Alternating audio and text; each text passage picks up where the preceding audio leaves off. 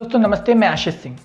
दोस्तों अगर आप इतिहास पर गौर करेंगे आज भी तो आपको पता चलेगा कि जो हमारी भारतीय संस्कृति है, जो हमारी ये भारत का जो हमारा एक इतिहास है, इसको हमारे महापुरुषों ने किस तरह से अपने खून से इतिहास को, इस सभ्यता को सुसज्जित किया है। लेकिन दोस्तों इसी समाज में कुछ लोग ऐसे हैं जो हमारी इस सभ्यता को, इस संस्कृति को मिटाना चाहते हैं। ये जानते हुए भी मिटाना चाहते हैं कि उनके कुछ लोगों के कुकर्मों की वजह से हमारी पूरी की पूरी संस्कृति विनाश की ओर बढ़ रही है। हालांकि हमारी सनातन सभ्यता किसी के मिटाए जाने जैसे मिटने वाली नहीं है, ये हम भी जानते हैं, पूरी दुनिया जानती है। क्योंकि पूरी दुनिया में सनातन ही एकमात्र ऐसा धर्म है, बाकी सब मजहब है। जो लोग सनातनी होने पर खुद को गौरवान्वित महसूस करते हैं, उनके लिए ही हमारी आज की ये वीडियो है। उनको हम इस वीडियो में बताएंगे कि वो पीर कौन होता है, जिन पीरों पर आज हमारे कुछ हिंदू भाई चढ़ावा लेकर जाते हैं और माथा टेकते हैं। क्या ये करना सही है या नहीं? जो पीर हैं, ये पीरों का इस वीडियो में वो काला इतिहास है जो हम आपको इस वीडियो में आज बताएंगे। तो आखिरी तक जरूर देखिएगा और शेयर जरूर करिएगा।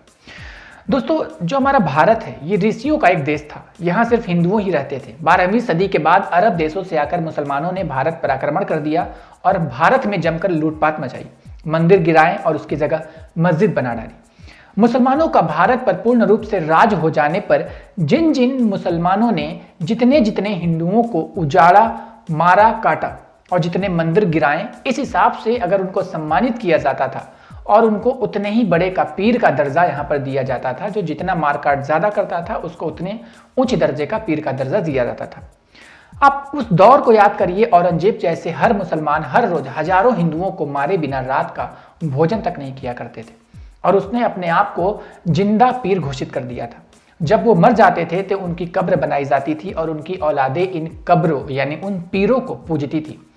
इतने सालों में बहुत से हिंदू भी मुसलमान बनाए जा चुके थे। धीरे धीरे वे इन कब्रों पर जाकर माथा टेकने लगे और पूजा करने लगे। मुसलमानों ने यहाँ की शिक्षा व्यवस्था को भी खत्म करने की ओर कदम रखा और कर दिया। अब हिंदू ने भी वही पढ़ा और सीखा जो मुसलमान चाहते थे।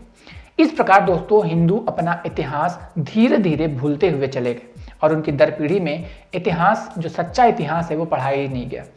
हिंदुओं की ऐसी व्यवस्था का फायदा उठाकर वही चंद विदेश से आए मुसलमानों ने भारत में बड़ी संख्या में पीर बनाने का काम शुरू कर दिया और इन पीरों को इस तरह से प्रचारित किया कि वो फला पीर पूजने से उनकी मन की इच्छा पूरी होती और इसको पूजने से भूत भाग जाता है। इस तरह की तमाम झूठी चीजें फैलाई गई। इस तरह से दोस्तों विभिन्न सुखों की इच्छा रखने वाले हिंदू भी मोहम्मद अली, अस्तबली, सैयद हुसैन आदि इसके जैसे बहुत सारे नाम है, उन पीरों के भक्त बन बैठे और उन्हें पूजने लगे। आज हर गली, मोहल्ले, खेत आदि में पीर बनाए जा चुके हैं। जहां पूरे गांव में एक भी मुस्लिम नहीं रहता, वहां भी पीर आज बने हुए हैं। उनको सिर्फ हिंदू ही पूजता है। जब इन गांवों में मुसलमान रहने लग जाते हैं तो उनकी 1 से 2% संख्या होने पर वो अपने आप को उस पीर की संतान बताने लग जाते हैं और इन पीरों को अपना अब्बा या परदादा बताने लगते हैं और धीरे धीरे उस जमीन पर अपना पैतृक हक जताने लगते हैं और धीरे धीरे वहां मस्जिद निर्माण का कार्य शुरू कर देते हैं। और हिंदुत्व को इस्लाम बनाने का ये एक अच्छा फॉर्मूला है। यहाँ वो गोगा जी का भी एक बड़ा सहारा लेते हैं क्योंकि गोगा जी का जन्म हिंदू के यहाँ हुआ था, इसीलिए हिंदू भी इतना विरोध नहीं करता। इसका भी खूब फायदा उठाया जा रहा है। फलस्वरूप अरब देशों से लेकर भारत की गलियों तक इन इस्लामिक नेटवर्क इसी माध्यम से फैलाया जा रहा है। ऋषियों की कुटिया से लेकर हिंदू मंदिरों तक, भगवान बुद्ध से लेकर महावीर तक, महाभारत के अर्जुन के रथ से लेकर महाराणा प्रताप और शिवाजी, गुरु गोविंद सिंह, झांसी की रानी तक संपूर्ण भारत के योद्धाओं का एक ही धर्म था और वो था भगवा ध्वजा। परंतु पीर के सहारे पहले नीला झंडा लगाया जाता है, फिर धीरे धीरे नीले झंडे के साथ साथ चांद तारा 786 और हरा भी उसके साथ जोड़ दिया जाता है।